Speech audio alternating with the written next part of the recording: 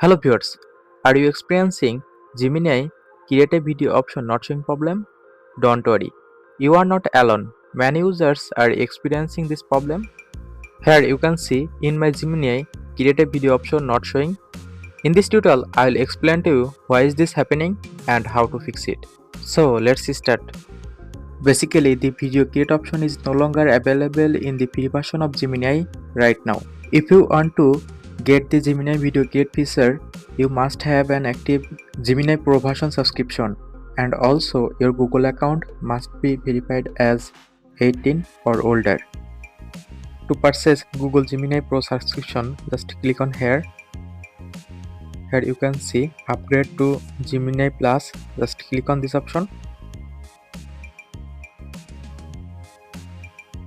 Now choose your subscription plan and purchase Google Gemini Pro subscription to get create a video option in Gemini.